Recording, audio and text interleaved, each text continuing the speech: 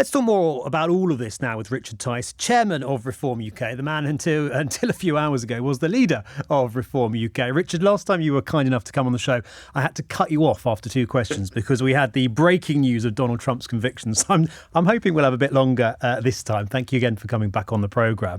Great to be with you. Yeah, not at all. It was quite a moment. It was quite a moment. It's been quite a moment to do as well today. But it has. Absolutely. And it never stops. This is going to really shake people up. What have you made of the reaction to it, Richard? Well, I'm delighted because I'd been hoping that Nigel would get fully stuck in. Obviously, it was a massive, life-changing decision for him. There were 3 elements to the decision. Does he want to get stuck in? Does he want to stand? And for how long? And that's why it took some time. But, lots of people have been urging him. I've been hoping that he would do so because it would take us from what we've achieved so far. 3 years ago, we were at naught. Everybody laughed at us. As you just touched on earlier, we sort of been around the 12 to 14 mark. And back end of last week, rather than squeezing in the polls, which the Tories hoped, we were actually holding and going up in some of the polls. And I think this will see us heading upwards. More and more people hear about us and like what we stand for. And that's certainly what we heard when we were campaigning on Friday and Saturday, Nigel and I. And that really made us all think, actually, and made Nigel himself thinking. Whose decision was it that, as well as standing in the seat that he's standing in, which we'll come on to, he's also replacing you as party leader? Who made that decision, Richard? Well, ultimately, it was a joint discussion because, I've said I wanted to give him as much help as he was able to, but he had to make the decision, did he want to do those 3 things? And him having made that decision, I said, right, now let's make this work. How do we do this? Let's get it done and push on. And obviously, these sort of things you have to keep very, very quiet indeed. It's quite hard keeping a secret in politics. So that's why only a very, very small number of people, essentially knew about it. But why do you think you'll be a better leader than you were? Look, Nigel's probably equal to Boris Johnson, the most famous, most recognised political person in this country. He's been at it for 25 to 30 years, and he's changed the course of British political history.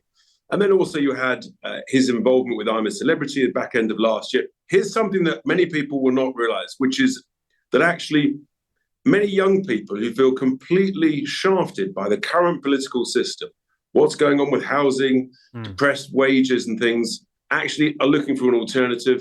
And that actually, a lot of people are looking at reform and saying, yeah, I'm with you. And Nigel's been able to have a real pull factor on that. And that's great. And I think this is another game changer. And actually, of course, it gives people a genuine alternative to the socialism of the 2 main parties, high taxes, high big state, Richard, mass immigration. Wasn't that the case this morning? I feel a bit sorry for you in a way, because what you're basically saying Far from it. Nigel Farage is going to do a better job than you think you would do. Isn't that what you're saying and other people are saying? It's a statement of the obvious that Nigel is the best known politician, the most recognised, and that's fantastic. We had a great success story back in 2019. We won the European elections. I was chairman, Nigel was leader. It's a winning formula. We know it's a winning formula, and that's why we think it's the right thing to do now. Is it a winning formula? Nigel Farage has stood for election 7 times before. He's been rejected by the British people 7 times before. No, Ben. He's won 2 national elections in 2 separate political parties. No one's ever done that. He's changed the course of British political history. The country's in a terrible state. He's failed in all 7 bids to become an MP. Richard, what makes you think it's going to be different the 8th time round? Because the country is in a completely different state. The country's broken. And Labour have got no serious, credible plans to change it. On the doors, there's no love for Keir Starmer whatsoever. There's just a total rejection of the toxic Tories. And they are heading, as Lutra was saying earlier, I think and hope they're heading for wipeout territory. And, our plan, we're planning to get millions of votes this time round. We think we've got a decent chance of getting more votes cast than the Tories. And then the big goal is the 28-29 election, when we hope and aim and plan to be the opposition to Labour. Everyone knows Labour's going to win this election. It's about actually what happens around the other parties. You think there's no chance whatsoever that the Tories can turn this around? Zero, absolutely zero. But people want honesty in politics. Look, it's just a question of degree, and it's a question of then what happens to right of centre British politics, and we want to play a massive role in that. That's been part of the objective. and today's news just accelerates. Richard, you're right. People want honesty in politics. Let me ask you quite a simple question. I know you think they're both useless, but when it comes down to it, would you prefer to see Keir Starmer as Prime Minister than Rishi Sunak?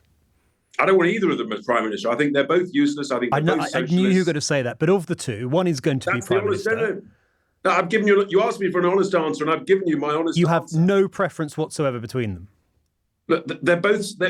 I don't think either of them have got any solutions for the terrible crisis that the country is in, with no economic growth.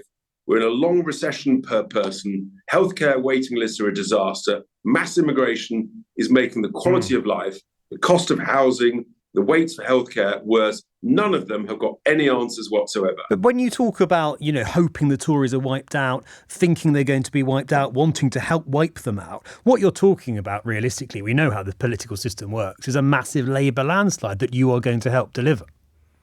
They're both the same. They're socialism. High tax, big state, mass immigration. You cannot grow an economy on that basis. You cannot improve the quality of life, particularly for young people and people on low pay. That's why our economic plan to start income tax at £20,000, not £12,500, that's the greatest advantage and boost for people on low pay and for young people. And we're the only party with a plan to get to zero waiting lists. These are the radical, these are the bold reforms, Ben, that we think the country wants to hear about. You're a straight-talking sort of man. You'd accept, wouldn't you, that what you're doing and what you've done today is a massive boost for Keir Starmer? I think it's boost. What it is, it's a boost for reform. It's a boost for the millions of people who are saying, I don't know what to do. I feel politically homeless. Oh, who are these people? Oh, I've heard of Nigel. I've heard of reform. I hear what you're saying. Of course, that's what we're doing. I hear what you're saying. And the real winner are the young, the least well off, and those who say. But the other winner from this is Labour, because you take more votes from the Conservatives than you do Labour. Keir Starmer will be responding to today's news by rubbing his hands in glee, and Rishi Sunak will have his head in his hands. That's the reality. You must accept that. If we didn't exist, the truth is Labour would still win a thumping great majority. And what really matters is what are the plans to get this country growing again? What are the plans to improve the quality of life? And you're not hearing anything about that, anything bold, significant to change the direction of course at the moment. If we keep going in this way, we're going to get poorer, quality of life changes, gets worse. That's why you've got to vote for change. Oh, Richard, I think we lost you slightly. I'll just ask you finally, because the line's breaking up slightly. Let's imagine a scenario where the polls aren't correct, where Keir Starmer falls, 10 seats short of a majority, reform exceed expectations, you get 10 MPs elected. What happens there? Is there a scenario in which you would make a deal with either of the major parties of that nature? Well, let's wait and see, shall we? That would clearly exceed all the experts and the media's expectations. We'd be delighted. We'd be in a position where we've got lots of seats. That's great, and we can play a role in shaping the future of the country. That's what we're about. You would prop up Keir Starmer if it came down to it. I'm so sorry, I missed the question, Ben. Sorry, Richard. I was saying you would prop up Keir Starmer if it came down to it. That's not what I said. I said we would be in the game, in the chamber, and let's wait and see what happens. It's a hypothetical. It's not a no. It is, but it's not a no. It's a hypothetical. I think the likelihood of us wanting to work with Keir Starmer is extremely likely. Extremely likely. I'm so sorry. Let me clarify. That's a key clarification. Extremely unlikely. It was the quality of the line. There's your headline. Richard, thank you for coming on.